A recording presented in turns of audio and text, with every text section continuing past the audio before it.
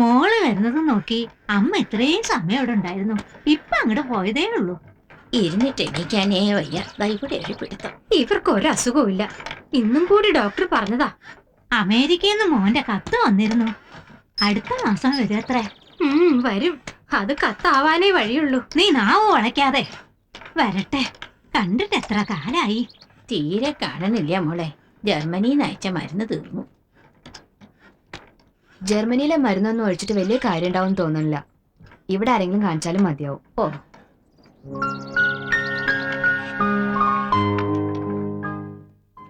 അച്ഛന്റെ ശ്രാദ്ധം അമ്മ ഓർക്കാത്തതാണോ അതോ എന്നോട് പറയാത്തതോ?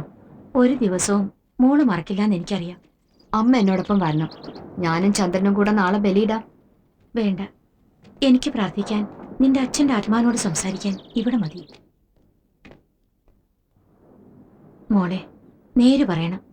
നീ നിന്റെ അച്ഛനെ സ്നേഹിക്കുന്നുണ്ടോ? എന്താ അമ്മ അങ്ങനെ ചോദിക്കാൻ? നിനക്കിഷ്ടപ്പെട്ട എല്ലാത്തിൽ നിന്ന് നിന്നെ ഞങ്ങൾ വേർപെടുത്തി.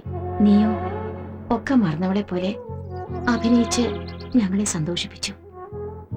പക്ഷെ നിന്റെ കളിയും ചിരിയും നിന്നിൽ നിന്നും തട്ടിപ്പറിച്ചു എന്ന് പറഞ്ഞ് ആ മനുഷ്യനെന്നും വേദനിച്ചിരുന്നു.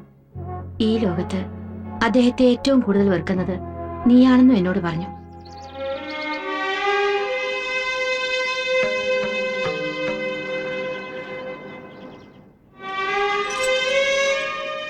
എന്റെ 1000 ഷാഢ്യങ്ങൾക്ക് വഴങ്ങി തന്ന അച്ഛൻ എന്റെ ഒരു ഇഷ്ടത്തിനല്ലേ എതിര് നിന്നുള്ളൂ. എനിക്ക് വെറുക്കാൻ കഴിയില്ല. അച്ഛന്റെ ആത്മാവ് വേദനിക്കാതിരിക്കണമെങ്കിൽ മോൾ ഒരുപാട് മാറണം. അമ്മ ഇവിടെ ഇരുന്ന് അസ്തമയാകാശത്തെ കാണാറുണ്ടോ?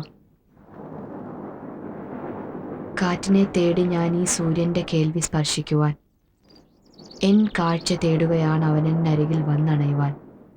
ഇന്നത്തെ വൈകുന്നേരം അതും കണ്ട് അമ്മയുടെ മടിയിൽ കിടക്കാൻ കൊതിച്ച ചാടി പുറപ്പെട്ടത്. പക്ഷെ ഞാനുടനെ പോവാ. ഇന്ന് ചന്ദ്രൻ എന്നെ പ്രതീക്ഷിക്കില്ലെങ്കിലും സന്ധ്യയ്ക്ക് മുമ്പ് ഞാനങ്ങെത്തും. അമ്മയ്ക്കൊരപേക്ഷയുണ്ട്. നീ ഇപ്പൊ ആകാശത്തെക്കുറിച്ച് പറഞ്ഞില്ലേ? ഞാൻ എന്നും കാണുന്ന ആകാശമല്ല നീ കണ്ടത്. തീർച്ചയായും നീ നിന്റെ കവിതകൾ എഴുതണം.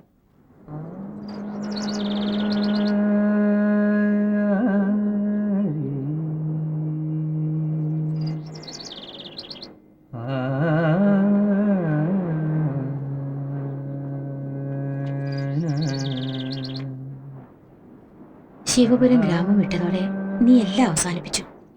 പൂക്കളെയും മലകളെയും പുഴകളെയും കുറിച്ചെല്ലാമുള്ള നിന്റെ കവിതകൾ നിന്നിൽ നിന്ന് അതും തട്ടിപ്പറിച്ചു എന്ന് പറഞ്ഞ് നിന്റെ അച്ഛൻ കണ്ണീരൊഴുക്കിയത് ഞാൻ കണ്ടിട്ടുണ്ട്. നീ എഴുതി കാണുമെന്ന് ആ പാവം കൊതിച്ചു. പക്ഷേ പറയാൻ ധൈര്യം പോരായിരുന്നു. ഇപ്പൊ നീ ആകാശത്തെക്കുറിച്ച് പറഞ്ഞു കേട്ടപ്പോ നിനക്കിതൊക്കെ വീണ്ടും എഴുതാൻ കഴിയും. നീ പഴയ പത്രിയാകും. എന്താ, ശ്രമിക്കൂ?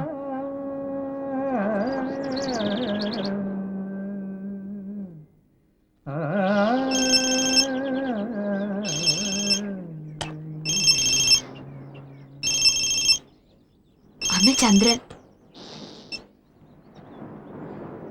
ഹലോ. ആ, വരും വരും വരും. ചൂടാകല്ലേ. ഇല്ലേ ഇല്ല, 50-നപ്പുറം ഞാൻ വണ്ടി ഓടിക്കില്ല. ഞാൻ വന്നിട്ടേ പുറത്തു പോകാവൂ. ആ, ഇപ്പൊ തിരിക്കാം. നിങ്ങളിൽ ആരാ നന്നായിട്ട് അഭിനയിക്കുന്നത്?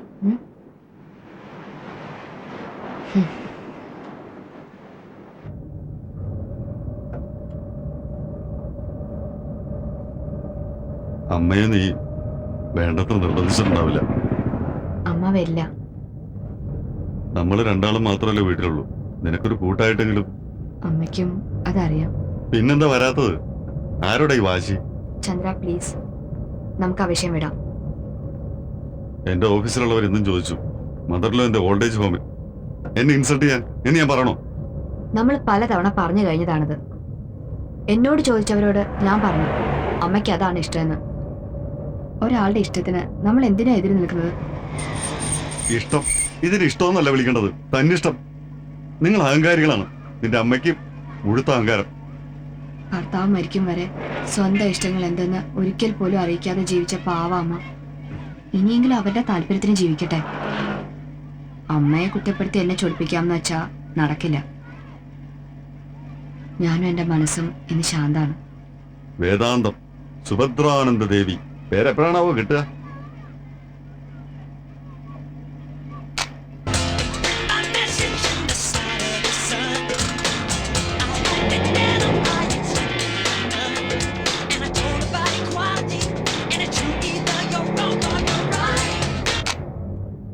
വേദാന്തി സത്യമല്ലേ പറയാവൂ?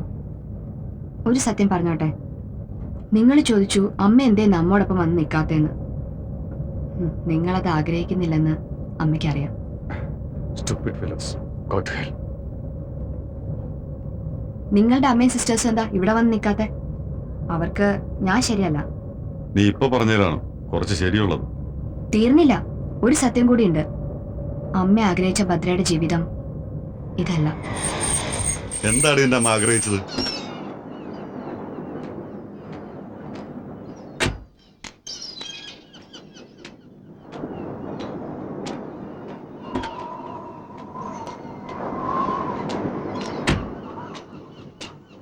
എന്താ എന്നെ കുറിച്ചുള്ള എന്റെ എക്സ്പെക്ടേഷൻ?